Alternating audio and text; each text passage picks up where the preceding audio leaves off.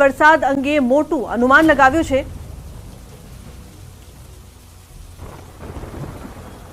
20મી તારીખે લગભગ અરબી સમુદ્રમાં આ સિસ્ટમ બનવા જઈ રહી છે અને આ સિસ્ટમ ડીપ ડિપ્રેશન સુધીમાં જવાની શક્યતા રહે છે અને ત્યારબાદ ધીરે ધીરે આ સિસ્ટમ કેરળથી કર્ણાટક સુધી ભારે વરસાદ કરશે અને ધીરે ધીરે ત્યાંમાંથી કન્વર્ટ થતાં લો પ્રેશર બનશે અને મુંબઈ મહારાષ્ટ્રના ભાગોમાં પણ ભારે વરસાદ લાવવાની શક્યતા રહેશે। આગળ લો પ્રેશરની ગતિવિધિથી ગુજરાતના કેટલાક ભાગોમાં સાયક્લોનિક સર્ક્યુલેશન સર્જાવાની પણ શક્યતા રહે છે। તો અંબાલાલના મતે 2 વરસાદી સિસ્ટમ 4 દિવસ બાદ 10 દિવસ સુધી ગુજરાતની ધરતીથી તરસ छिपावશે।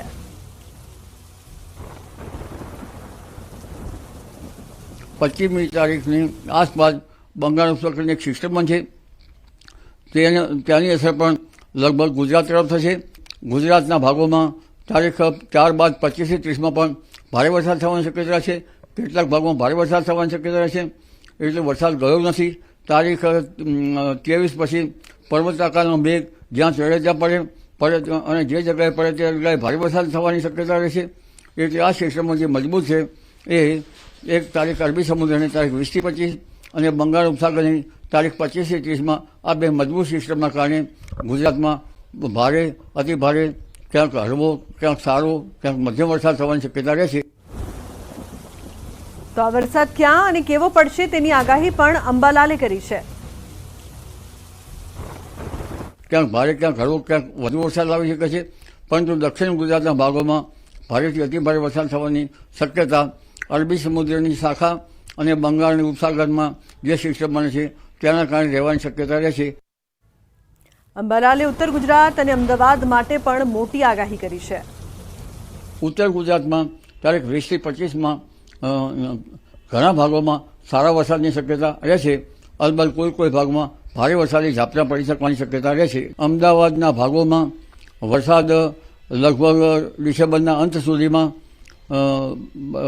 લગભગ 25 ઇંચ જેવો વરસાદ થવાની શક્યતા રહેશે, કારણ કે સપ્ટેમ્બરની શરૂઆતમાં પણ વરસાદ થશે અને 24 સપ્ટેમ્બર પછી પણ ભારે વરસાદ ઝાપટા પડવાની શક્યતા રહેતા અમદાવાદમાં લગભગ 25 ઇંચ કે તેથી વધુ વરસાદ થઈ જવાની શક્યતા રહેશે।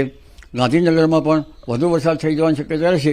એટલે 30 સપ્ટેમ્બર સુધી ઉત્તર ગુજરાતના કેટલાક ભાગોમાં જ્યાં વરસાદ ઓછો છે રક્ષાબંધનનું મહાપર્વ સીએમ ભૂપેન્દ્ર પટેલે રક્ષાબંધનની ઉજવણી કરી। મુખ્યમંત્રી ભૂપેન્દ્ર પટેલે રક્ષાબંધનની શુભકામના પાઠવી।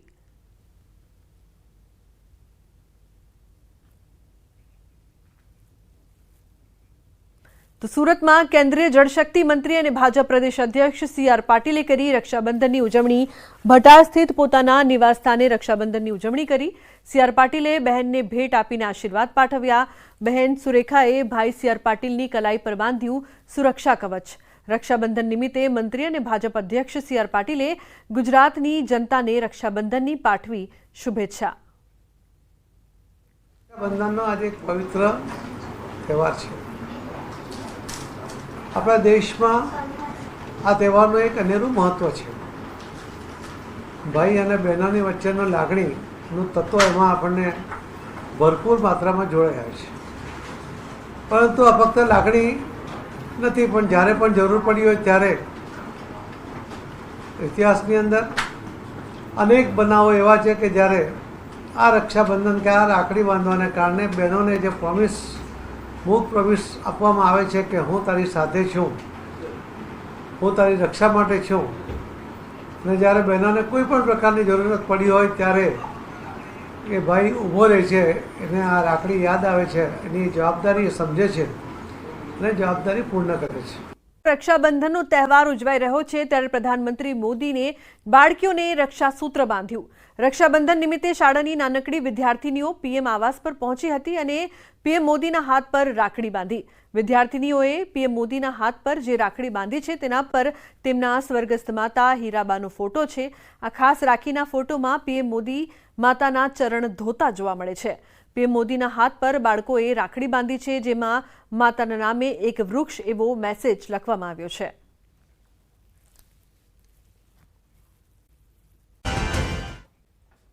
તો તો કોલકાતાની ઘટનાનો અમદાવાદમાં પણ વિરોધ યથાવત છે। બીજે મેડિકલ કોલેજમાં સતત ચોથા દિવસે તબીબોનો વિરોધ યથાવત છે। મૃતક પીડિતા અને તેના પરિવારે ન્યાયની માંગ, ન્યાય મળે તે માટે તબીબોના દેખાવો, ડોક્ટર્સને માર્શલ આર્ટ અને સેલ્ફ ડિફેન્સની પણ ટ્રેનિંગ અપાઈ। મોટી સંખ્યામાં વિરોધ માટે એકત્રિત થયેલા જુનિયર મહિલા તબીબોને આત્મરક્ષણની ટ્રેનિંગ અપાઈ છે।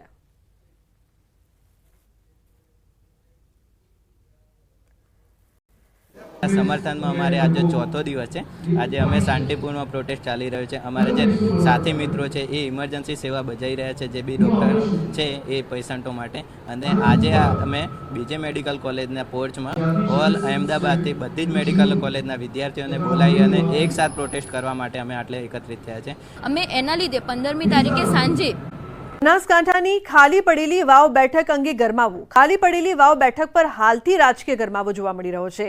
વાવની પેટા ચૂંટણીની જાહેરાત પહેલા ગરમાવો જોવા મળ્યો છે। સાંસદ ગેનીબેને હાથ છોડેલાઓને ઘર વાપસીનું આમંત્રણ આપ્યું છે। લાખણી તાલુકા પંચાયતના પૂર્વ પ્રમુખ અને ભાજપ નેતા મહેશ દવેને આપ્યું કોંગ્રેસમાં જોડાવા માટે આમંત્રણ। મહેશ દવે 2017માં ભાજપ છોડીને કોંગ્રેસમાં ગયા હતા અને 2023માં ફરી કોંગ્રેસ છોડીને ભાજપમાં ભળ્યા હતા। વાવની પેટા ચૂંટણી પહેલા કોંગ્રેસને મજબૂત કરવા આમંત્રણ આપ્યું। લાખણીના લાલપુર ગામમાં ગેનીબેનનો સન્માન સમારોહ હતો, ત્યાં તેમણે આ વાત કરી છે।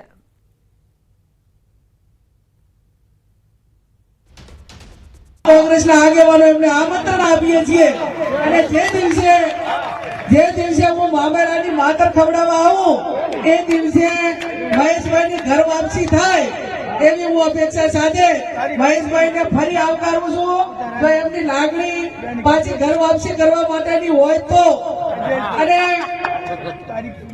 મને શું કે રાતે ભૂલો પડ્યો ઘરે આવે કે શું કે એની કહેવત છે ભાઈ રબારીની ગાય દાડે ગમે ત્યાં સરવા થાય પણ હાજર દૂધ ઘર ધરીને આલે એમાં દેવનો દાડે ભૂલ્યો હોય રાતે પાછો ઘરે આવે કે રાતે ભૂલ્યો એ દાડે ઘરે આવે એટલે ઘરે આવવામાં મહેશભાઈ કઈ વાંધો નથી। દૂધમાં જેમ સાકર ભળે ભળી જાજો અને જે દિવસે લાખણી મુકામે સરકાર સમારંભને આપણો માતર ખવડાવવાનો પ્રોગ્રામ છે એ દિવસે તમારી જાહેરાત થાય। તો ગેનીબેન ઠાકોરના કોંગ્રેસમાં ઘર વાપસીના આમંત્રણ પર મહેશ દવેની પ્રતિક્રિયા। પોતે ભાજપ સાથે જોડાયેલા હોવાની તેમણે સ્પષ્ટતા કરી। ગેનીબેનનું આમંત્રણ માથા પર રાખું છું પણ એ રાજકીય સ્ટેજ ન હતું। મહેશ દવે કહ્યું, ગૌ માતાની વાત હતી એટલે સ્ટેજ પર ગયો। હું ભાજપ સાથે જ છું અને અમારી સરકાર ગૌ માતા માટે છે। આદરણીય સાંસદ ગેનીબેને એ વખતે મને કોંગ્રેસમાં ઘર વાપસી કરવા માટેનું આમંત્રણ જાહેર મંચ ઉપરથી આપ્યું। મેં એમને કહ્યું કે આપનું આમંત્રણ માથા ઉપર છે। આ મારા મતે મેં એમને બીજી કોઈ ચર્ચા નથી કરી, પરંતુ મેં કહ્યું કે મારા મનથી કે આ જે મંચ છે એ રાજકીય મંચ નથી, આ સાધુ સંતો મહંતો ગૌભક્તો અને ગૌ માતા સંબંધી મંચ છે। એટલે એ વખતે મેં કોઈ પણ ચર્ચા કરવાનું ટાળેલ હતું। હું એવું સમજુ છું કે કેટલાક લોકો મને અનેક પ્રશ્નો પૂછ્યા અને અનેક પ્રકારે મીડિયા દ્વારા અને બીજા લોકો દ્વારા પૂછવામાં આવ્યું કે તમે શું કોંગ્રેસ જોઈન કરો છો, ભાજપમાંથી આ છો, નારાજ છો? ના ના ના ના, એટલા માટે જ્યારે ચૂંટણી પતી ગયા પછી અને જ્યારે રાજકીય સ્ટેજ બેનરનો કાર્યક્રમ ન હોય ત્યારે પોતે જવું જોઈએ એવા મતે હું ગયો છું। મને ક્યારેય કોઈ પાર્ટીએ ગૌ માતાની વાત કરતા રોક્યો નથી, કોંગ્રેસમાં હોય કે ભાજપમાં હોય, મને ક્યારેય ગૌ માતાની વાત કરવા માટે ક્યારેય કોઈએ રોક્યો નથી અને એટલા માટે હું ગૌ માતા સંબંધી વાતને સમર્થન આપવા માટે ને એનું સન્માન કરવા માટે હું ગયો હતો। સતત 7 દિવસથી ગેરહાજર શિક્ષકોની યાદી તૈયાર થઈ છે। શિક્ષકોની અનિયમિતતા પર શિક્ષણ વિભાગનો સપાટો। શિક્ષણ વિભાગે ગેરહાજર શિક્ષકોની યાદી બનાવી। રાજ્યમાં કુલ 1039 શિક્ષકો એક સપ્તાહથી ગેરહાજર। સૌથી વધુ બનાસકાંઠાના 88 શિક્ષકો 7 દિવસથી ગેરહાજર। સૌથી ઓછા નર્મદામાં 1 શિક્ષક 7 દિવસથી ગેરહાજર। બનાસકાંઠા બાદ કચ્છનો ક્રમ 86 શિક્ષકો ગેરહાજર। ચોથા ક્રમે ગાંધીનગર જિલ્લો 73 શિક્ષકો ગેરહાજર। અમદાવાદ શહેરમાં 61 શિક્ષકો 7 દિવસથી ગેરહાજર। અમદાવાદ ગ્રામ્યમાં 47 શિક્ષકોની 7 દિવસથી ગુલ્લી। ફક્ત 2 જિલ્લામાં સિંગલ ડિજિટમાં ફિગર। નર્મદામાં 1, ભરૂચમાં 3 શિક્ષકો 7 દિવસથી ગેરહાજર। મોટા શહેરોમાં ગુલ્લીમાં સૌથી ઊંચો ક્રમ ગાંધીનગરનો। ગાંધીનગરમાં 73 શિક્ષકો સતત 7 દિવસથી ગેરહાજર। ગાંધીનગર બાદ વડોદરાનો ક્રમ બીજો, 63 શિક્ષકો સૌથી ઓછો આંકડો। રાજકોટનો 8 શિક્ષકો ગેરહાજર। ગુલ્લીમાં અમદાવાદ શહેરનો ક્રમ ત્રીજો છે। 61 શિક્ષકો મોટા શહેરો કરતા ગ્રામ્ય વિસ્તારમાં વધુ ગુલ્લીબાજો.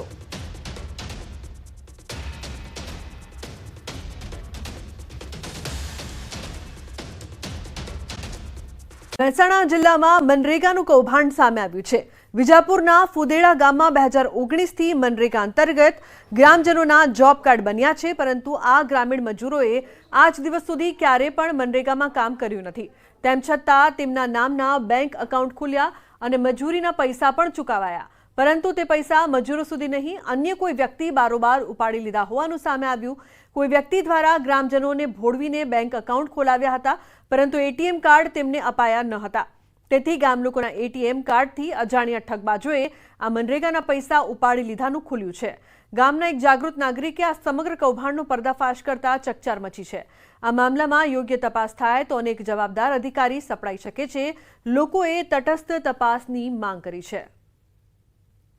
જોબ કાર્ડ બની ગયા છે, અમારા ખાતા ખુલી ગયા છે, એટીએમ અમને આપ્યા નથી. અમારા પૈસા ખરા ને એ ખાતામાંથી બીજા લોકોએ ઉપાડી લીધા છે અને એમને કીધું હતું કે કામનું સારું કામ કરશું એમ કરીને ખાતા ખોલવા માટે લઈ ગયા, પણ અમને ખાતા ખોલીને એટીએમ આપ્યા જ નથી કે અત્યાર સુધી કોઈ પૈસો આવ્યો જ નથી. અમારા ખાતામાંથી 73,000 થી 75,000 રૂપિયા લોકોએ ઉપાડી લીધા છે. કોને બનાવીને કોણ લઈ ગયેલું એ તો કોઈ ખબર નહીં, પણ ઇનકા ગામનું કામ કરશું, ગામનો નાળિયો કરશું, ગામના રોડ કરશું, એ રીતે ખાતો ખોલાવા લઈ ગયા. ખાતો ખોલી અને પછી અમને મોકલી દીધા પાછા. તો મનરેગાની વિગત જોતા માલુમ પડે છે કે અમારા ગામમાં 200 જેટલા જોબ કાર્ડ બન્યા છે, પરંતુ ગ્રાઉન્ડ લેવલ ઉપર એક પણ વ્યક્તિએ કામ નથી કર્યું. ફક્ત ને ફક્ત ચોપડા ઉપર ઓનલાઈન કામ દર્શાવી દીધું છે કે આ લોકોએ કામ કર્યું છે અને એ લોકોના ખાતામાં પૈસા પણ આવેલા છે, પણ એ લોકોને મળ્યા નથી. મનરેગા યોજનામાં મોટા કૌભાંડનો આક્ષેપ મુકાયો છે. બારોબાર પૈસા ઉપાડી લેવાનું કૌભાંડ સામે આવ્યું છે. મૃતક મહિલાના નામે પૈસા ઉપાડી લીધા. મૃત્યુ પામ્યાના 75 દિવસ સુધી વેતન ફાળવાયું. સરપંચ, તલાટી સહિત અધિકારીઓનું કૌભાંડ હોવાનો પરિવારજનોએ આક્ષેપ મૂક્યો છે. વડોદરા તાલુકાના સમસાબાદ ગામની મહિલા મૃત્યુ બાદ પણ વળતર મેળવતી રહી. ગંગાબેન રાવજીભાઈ પટેલિયાના નામે 17,925 રૂપિયા અન્ય વ્યક્તિએ ઉપાડી લીધા, તો 75 દિવસની હાજરી ભરી પૈસા ઉપાડી લીધા. સરપંચ, તલાટી સહિત અધિકારીઓએ ભેગા મળીને કૌભાંડ આચર્યું હોવાનો પરિવારનો આક્ષેપ છે. ગામના અન્ય લોકો પાસે કામ કરાવ્યા બાદ જોબ કાર્ડ ન ફાળવાયું. હજારોનું કૌભાંડ લાખો રૂપિયાનો આંકડો વટાવે તેવી શક્યતા છે. તાલુકા વિકાસ અધિકારીએ વર્ણામાં પોલીસ સ્ટેશને નોંધાવી છે ફરિયાદ. 2020 થી 2022 સુધીમાં મનરેગા યોજનામાં કામ કરેલું હતું. એનો જોબ કાર્ડ અને એટીએમ કાર્ડ તલાટી સરપંચે આપ્યો નહીં અને અમારા પૈસા ડાયરેક્ટ ખાતામાંથી ઉપાડી લીધા. 15 દિવસ 2022માં કામ કર્યું, માટે કામ કરતા હતા. 15 દિવસ સુધી કામ કર્યું, અમને જોબ કાર્ડ પણ નહીં આપ્યું અને લોકોને હવે સજા થવી જોઈએ. મારી સાસુ મળી જતા હતા, પૈસા એમને લોકોએ ઉપાડ્યા. મેસેજ પડ્યો મારા છોકરાના મોબાઈલ પર, કાઢી નાખ્યો અને પૈસા લોકો ખાઈ ગયા. પછી